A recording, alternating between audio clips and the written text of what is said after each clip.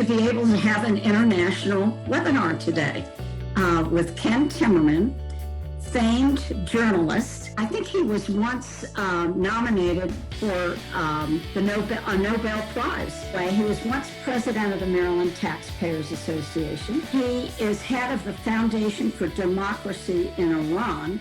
He's an expert on the Middle East. He speaks French fluently and is locked down in France. So Ken, you're on. Well, thanks, Dee. It's a pleasure to be with you, speaking to you from the south of France, where I am now.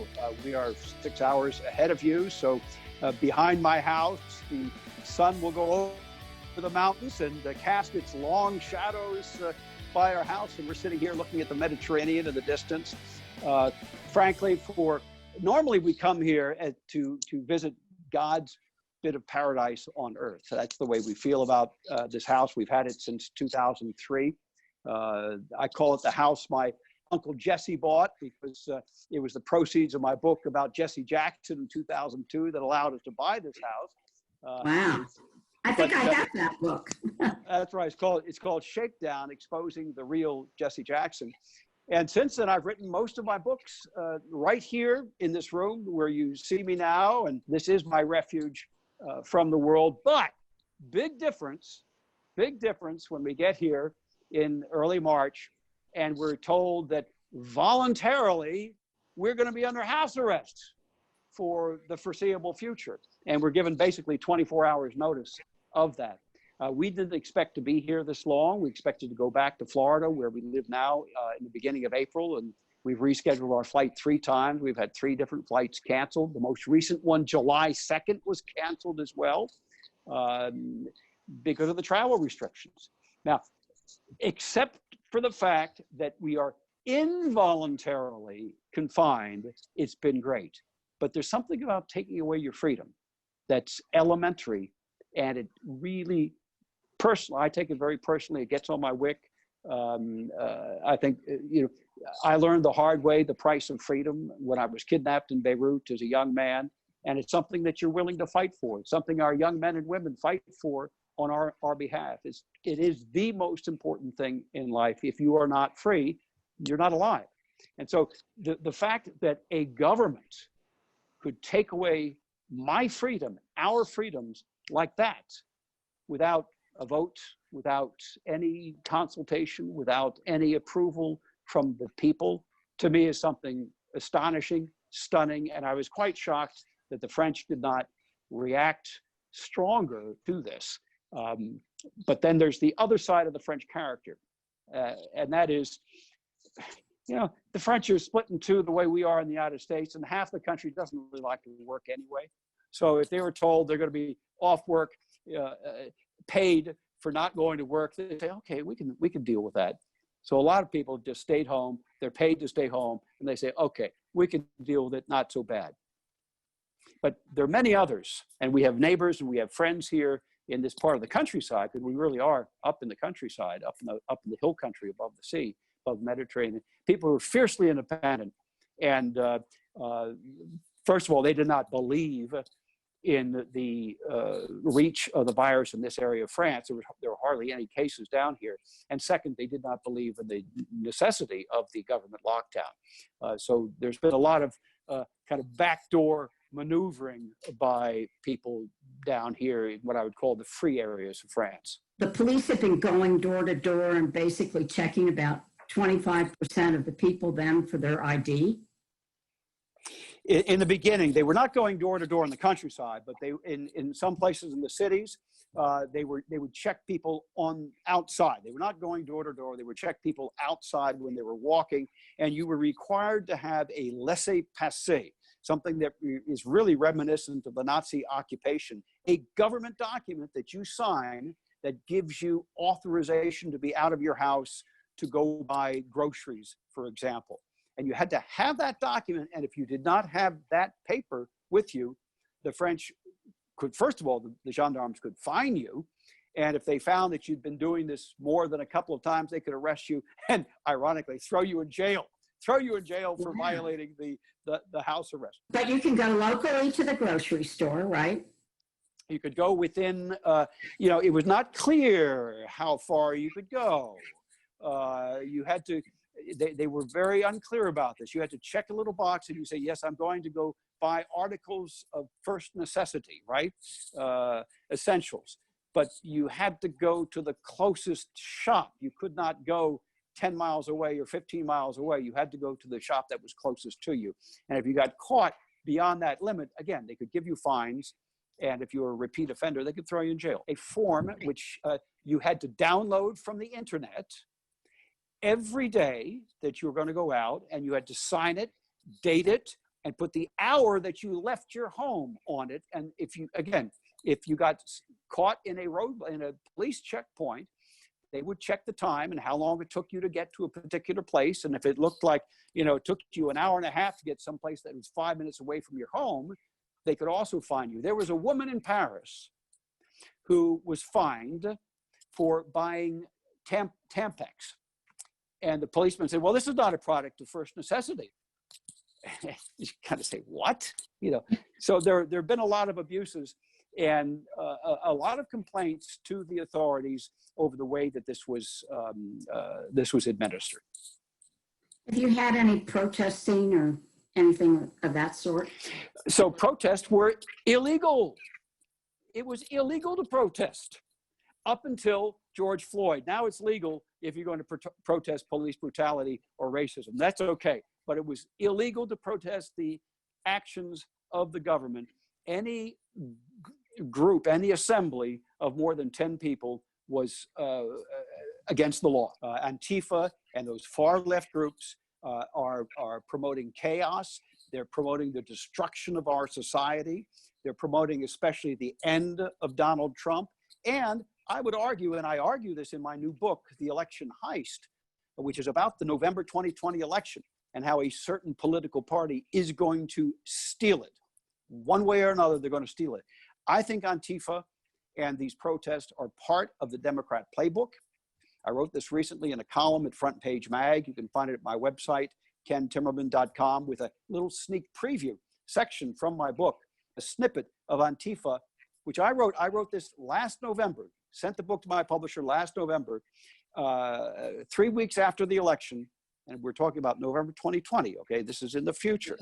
So I wrote last November about the Antifa gangs going down Fifth Avenue and smashing shop windows 3 weeks after the November 2020 election. Oh, and you've got that in your book. That's in my book, which is going to be released now. You can go pre-order it at Amazon. It's called The Election Heist.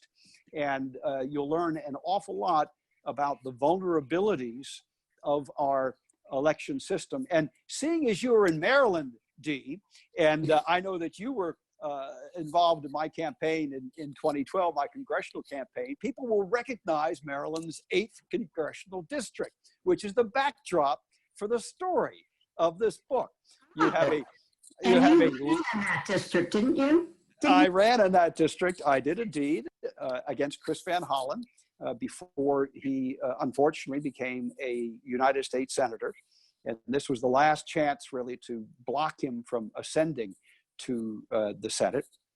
And in the book, there is a fictional left-wing Democrat who always, has been in easy districts. He never had to campaign, and his wife, he's had tons of special interest money. He's plugged into the Democrat leadership in Capitol Hill.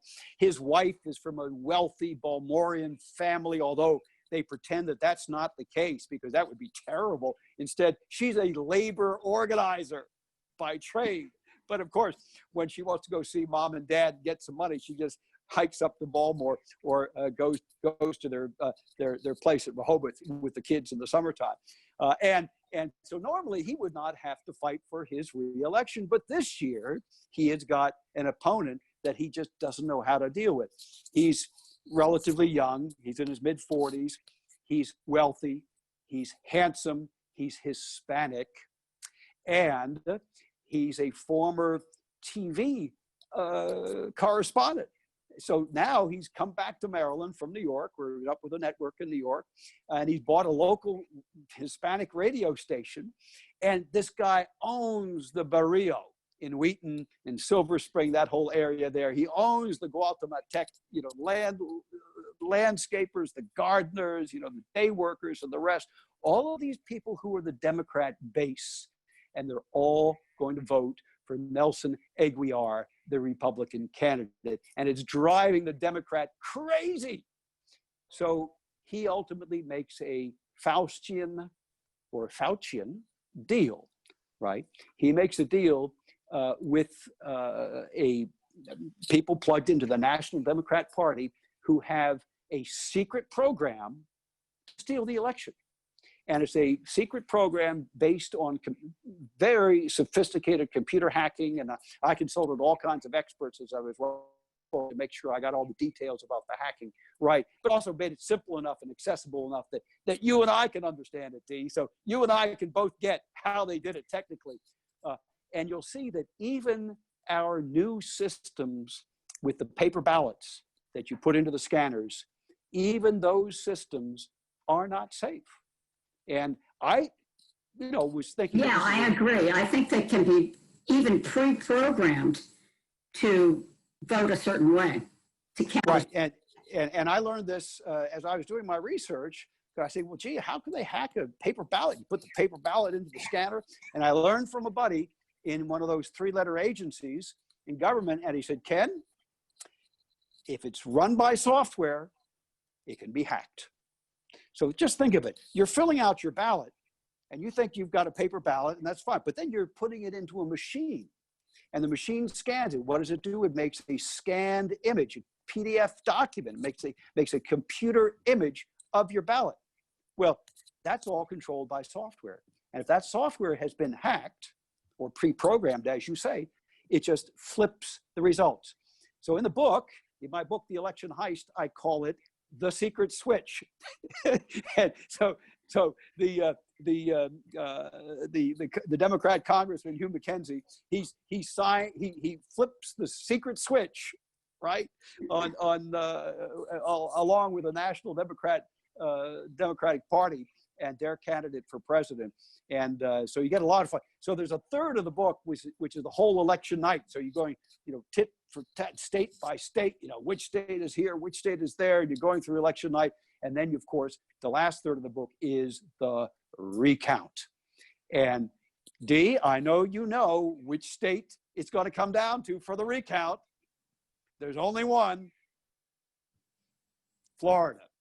So it's going to take place in Florida. And one of the fun things about the book, it's a bit of a detective story at the end, where you have some very savvy election county supervisors in Florida who start to say, how come this is like this? This shouldn't be this way. Our county is solidly Republican. Trump should have gotten 65%. How come he's down by about 10%? How can that possibly be? Did something happen? Nothing happened. And they trying to figure out why the results turned out the way they did. And then they decide, well, I'm not going to spoil the whole book, but anyhow, they start pulling the threads and all this to figure out if they can prove that something happened. And that's the biggest challenge of all, because the hackers are so sophisticated that they write software that erases itself once it's had its impact, right? Once it's done its damage. And so this is what we're facing in this election. And I think Antifa is part of it. That's why I've got them in the book as well. I think mass protests are part of it, part of the Democrat plan for 2020, part of the Democrat playbook. That's in my book as well. I think they're going to pull out all of the stops, literally whatever it takes. They will do whatever it takes to win this election. Do you think that Biden will be the nominee? My understanding is he has the votes for the first ballot. Sure. Well, Joe doesn't have to leave the basement because all of this is going to be done by other people. Biden becomes really this is the class. Remember the old standard, Dee, in certain areas of Baltimore certain parts of New York, you could elect a ham sandwich if it had a D after its name. Well, Joe Biden is the ham sandwich. He can stay in his basement bunker, and the Democrat plan to steal this election will carry itself out regardless of what he does. It's a lot of fun to read, and it's not a partisan book per se. It's a book about people. It's a book about people, and it's a political thriller. And you remember Ellen Sauerbray in 1994, right? When they all of a sudden discovered those 6,000 ballots at 3 o'clock in the morning in the trunk of somebody's car, and and that was it. That was the. Actually, she was ahead by 30,000 votes, and then all of a sudden, Baltimore City came out with these votes. They've been holding back. She had been declared the winner. Right. And I believe she was the winner. Mm. But that's history. Well, but it's not just history. It shows, again, that when the Democrats set their mind to it, they will do whatever it takes. I think 2020 is particularly important from that regard because they know they cannot win. I recently sent around a poll that was done of likely African-American voters who support Trump by 40%. An unbelievable figure. It is, if African-American voters vote for Donald Trump at 20%, there's no way a Democrat can win the presidency. If they vote for Donald Trump at 40%, it's a landslide for Trump.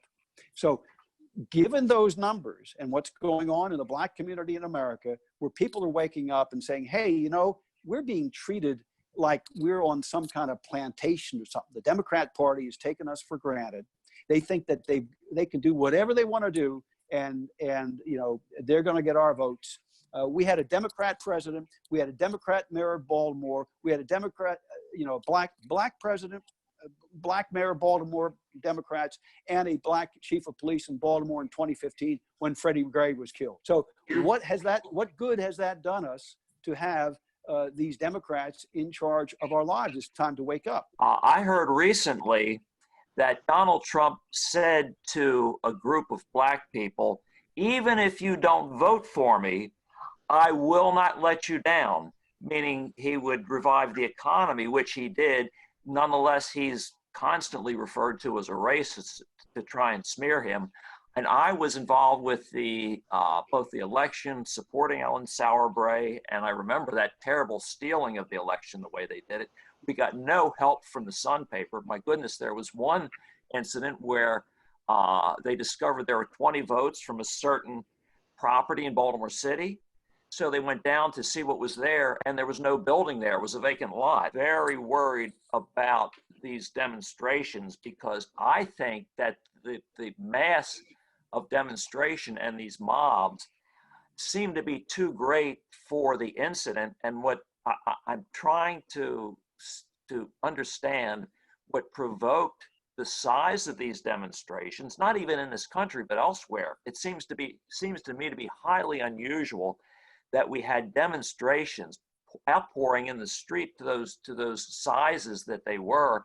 And I think what is happening is that those demonstrations in a way provided, number one, a moral justification for the rioters, the looters.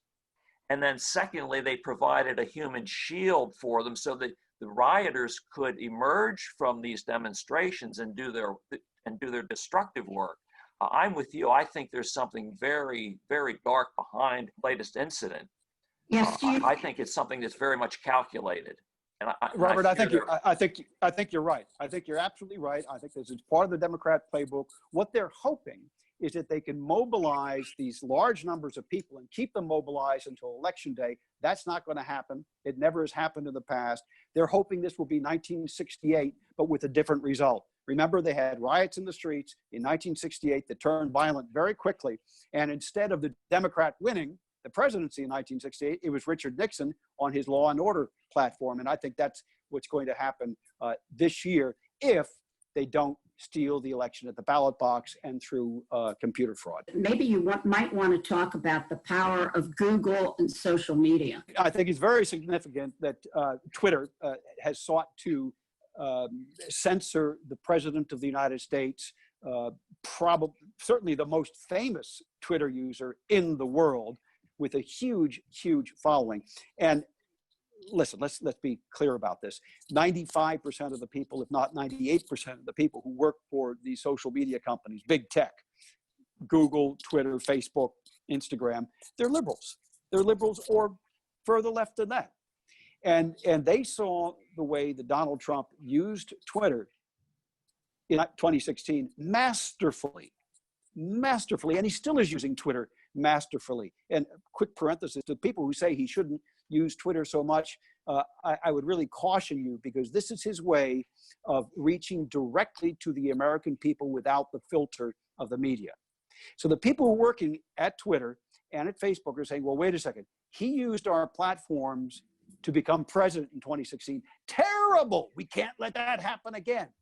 So what you're starting to see now, I think, through shadow banning and these so-called fact checkers, who are not fact checkers at all, they are just censors masquerading as fact checkers. They are trying to boot Donald Trump off of social media so he cannot use that tool again in 2020. As you know, the left doesn't need a reason. All they need is a pretext. And the George Floyd situation was really custom made for them to go off on the riots that they have planned for ages. They're just looking for an excuse, and that's what they got. I think I disagree with you, though, about this November. They may, the riots and protests are sure going to filter off way before that, but I'm not sure that they won't come back and use those riots to prevent people and intimidate people away from going to the polls. I think they could absolutely try to do something like that. It's going to be, that would get very, very dicey, but absolutely. Look, I think there are no holds barred from the people who are planning these organizations. Trevor Loudon, who's a New Zealand investigative reporter who has been tracking the international communist movement for 20, 30 years, believes that a small group called Liberation Road, with ties to the Chinese Communist Party, has been involved behind the scenes organizing these riots and some of the demonstrations. If that is the case, it's a very interesting foreign interference by communist China. I happen to believe that the launch of, or the weaponization of the coronavirus was something that was done purposefully by Beijing, not necessarily the people in Wuhan. I think it probably escaped accidentally. But once it was out, I think the Communist Party leadership clearly, and this is all documented, they clearly tried to stifle news coming out of Wuhan for the first couple of weeks. They wanted to make sure that they got past January 15th, which was, people seem to forget this, January 15th was when they sent their vice premier to Washington to sign the trade agreement with the United States. So they needed to get that trade agreement in the bank before they could declare that they had a problem with the virus. And they also needed hundreds of thousands of people to be traveling around, not just China, but also around the world. If the virus remained in China, it was a Chinese problem. If the virus escaped to the world, it then became the world's problem. And I think that's what the Chinese Communist Party was hoping to achieve, was to make this the world's problem, so they would not be the only ones suffering from the virus.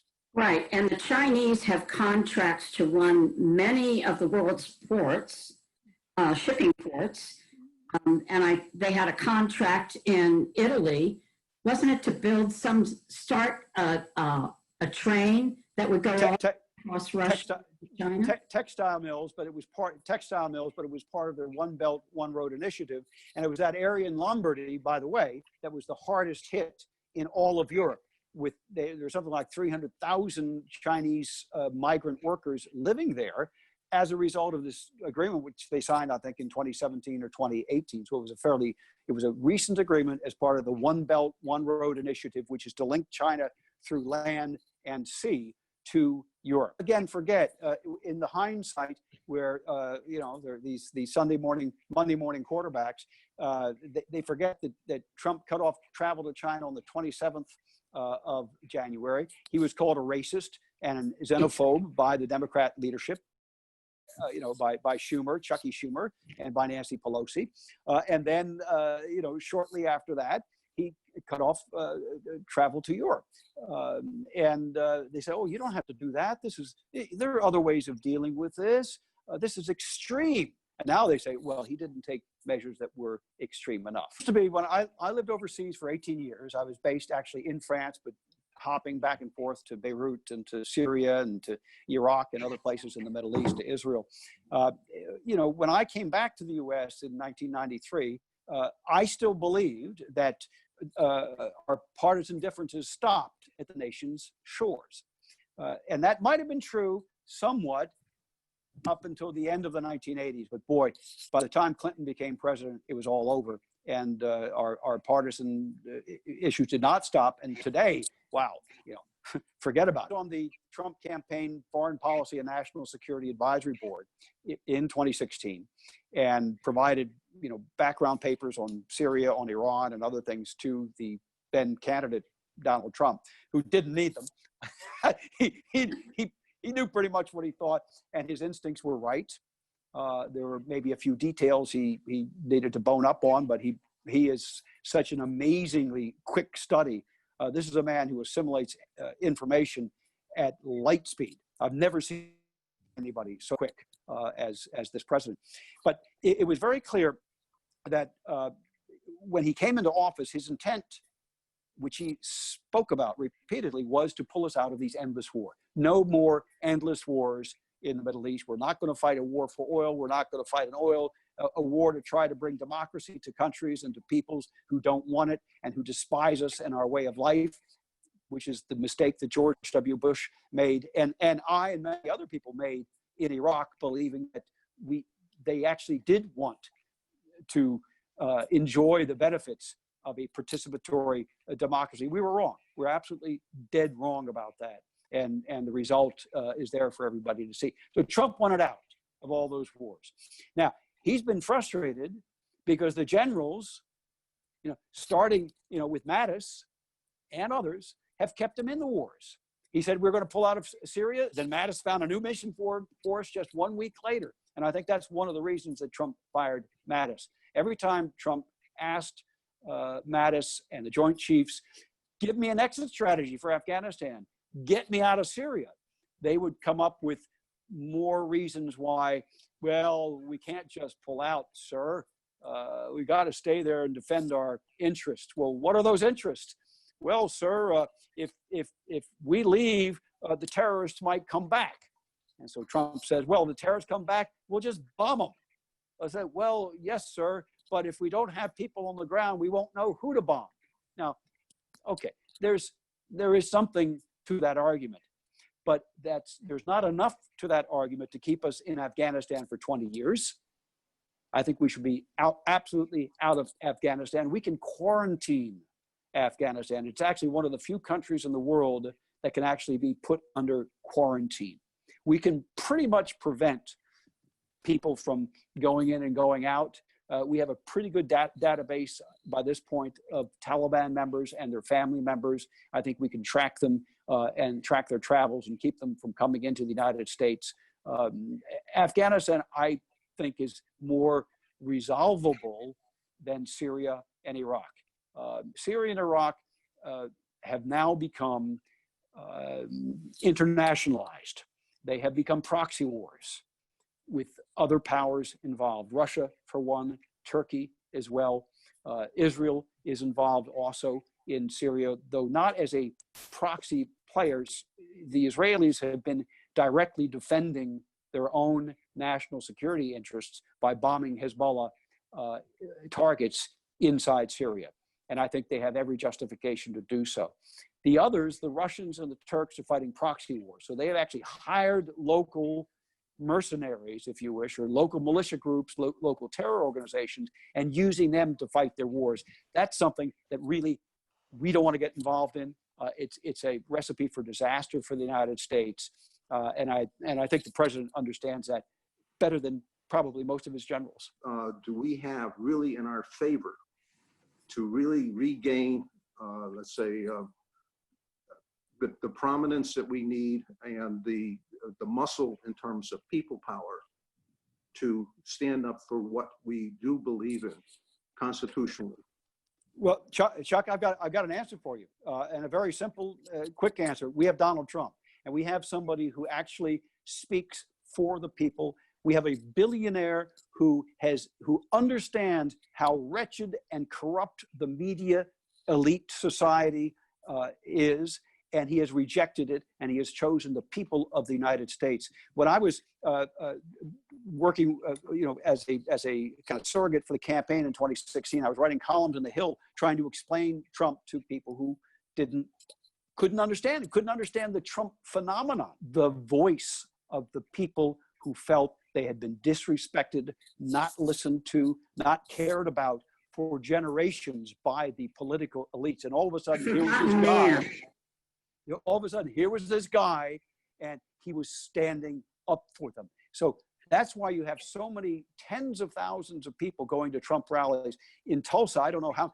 I heard somebody say today that it was 1 million people trying to get tickets to go to this rally in Tulsa. Has awoken the American people. He's woken up the American people. The regime in Iran is supported by probably 10 to 20% of the population. These are the people who directly benefit from the Revolutionary Guards, who are part of the Revolutionary Guards, part of their networks, who work for their companies, who get actual physical and financial benefits from the regime. You have a small hardcore of Islamic extremists as well, who believe in political Islam, but the overwhelming majority of people in Iran are really fed up.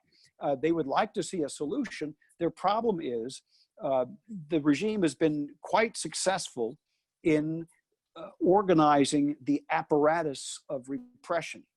They have imported very sophisticated electronic tracking technology from Siemens and other companies in Germany and in Europe, other places in Europe, Huawei in China. So they're able to track in real time people sending text messages as they're trying to organize demonstrations and go and find the leaders and round them up.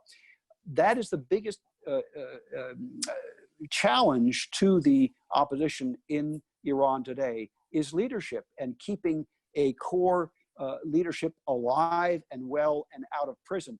Many of the leaders are actually in prison or have been leaving, year by year overseas. And I have long believed, and I've long advocated, that it's in our national security interest here in the United States to help the people of Iran in their struggle for freedom. I do not believe that we should bomb Iran. I do not believe that we should get militarily involved. I believe that we should be enabling the people of Iran through communications, through better broadcasting. I'm very happy that the president in the past couple of weeks has finally started to speak out about the Persian language broadcasting from Voice of America, which has been horrible, an absolute disaster. Voice of America has been basically CNN run by government. It's become an anti-Trump news organization, very much like CNN. It is a disgrace. It's against the charter of Voice of America.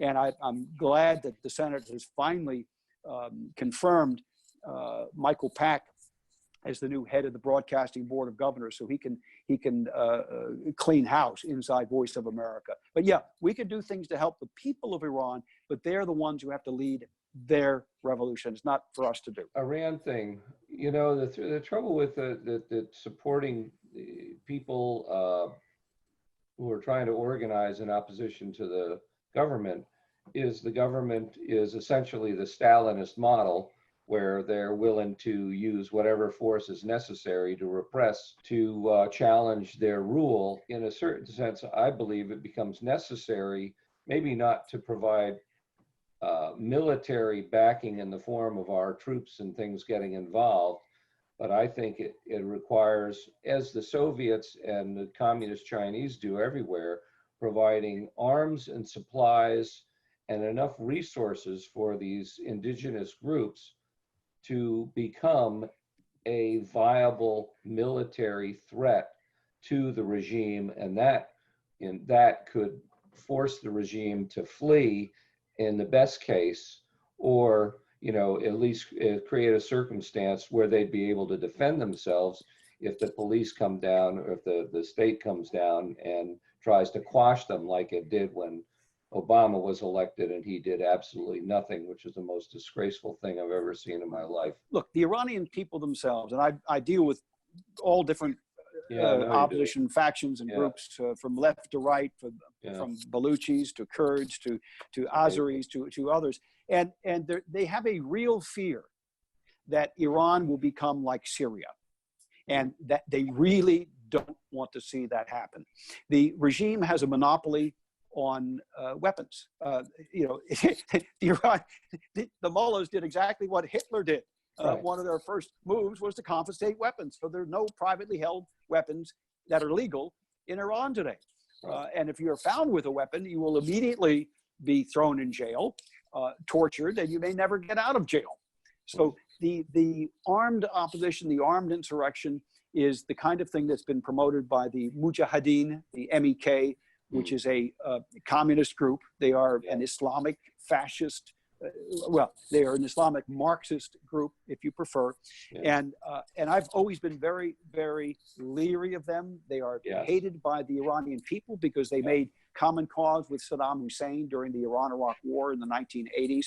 And people have never forgotten that inside Iran. And I think instead, nonviolence, when properly used, it is a war by other means. It's not nonviolence doesn't mean that you're just kind of sitting around and touchy-feely and making nice with a policeman. Nonviolence has generals, it has command, it has colonels, it has captains, it has platoon leaders, and it is an organized movement of resistance, but not using weapons. So they do not give the regime the excuse to use weapons against them. They will, and they have. But it's important to keep that moral high ground, because I do not believe that you can put enough weapons into Iran to make a difference against the regime, given the weaponization of the regime itself. So I'm very leery about that kind of involvement. Well, the other side of that is you see what's happening in Hong Kong, where the world is basically just forgotten about and Hong Kong is going to become part of mainland China, and all those people who fought against it are going to find themselves in organ donation camps. God forbid, but you could be right, but God forbid. And I'm not sure that everybody has forgotten yet. And I'm not sure that the last page of that story has been written. I think now, especially after the coronavirus and the clear involvement of the communist Chinese regime in the propagation of the virus, I think you're starting to see, the Japanese have done it on a small level, and some American companies are doing it. You're starting to see a pullback of foreign investment and foreign manufacturing in communist China. And when that happens, it will have a ripple effect that will that itself could topple the communist regime in China. After Tiananmen Square in 1989, the regime basically made a new compact with the people of China. They said, look, forget this democracy thing, all right? That's the one thing. That is absolutely awful. If you do this democracy thing again, we're going to hit you hard, and harder. But if you forget that, everything else is fine. To get rich is glorious. We promise you, you'll be able to get rich, richer than you've ever imagined. And basically, that is what they have been doing since Tiananmen Square. They have created the largest middle class, or at least, if not the largest, the second largest after India. They have created hundreds of millions, probably 400 million middle-class consumers in communist China that did not exist 30 years ago. They brought these people out of poverty. They've given them, decent job, money, resources, technology, as long as they don't indulge in any form of democratic organization. Now, if they lose the prosperity, and so this is that's where I'm going with this. If they lose the prosperity because foreign companies are pulling out, or foreign markets are shutting down, then the Communist Party can no longer keep its part of the bargain. And that's why I believe that that could eventually lead to destabilization in China. Go ahead and pre-order the book. You'll find that little section of it in Front Page Mag about Antifa in New York going down Fifth Avenue. Again, I wrote that last November. So there are other things in the book that I wrote last November about next November that you might find coming true as well. People that are being hired, contact tracing. I think it's dangerous. But Yes. I understand that in Maryland, 1,400 people have been hired. Bill Gates signed a $100 billion contract last year for a contact tracing software that he was going to be using with the WHO and other international organizations. This is the beginning of fascism. It really is.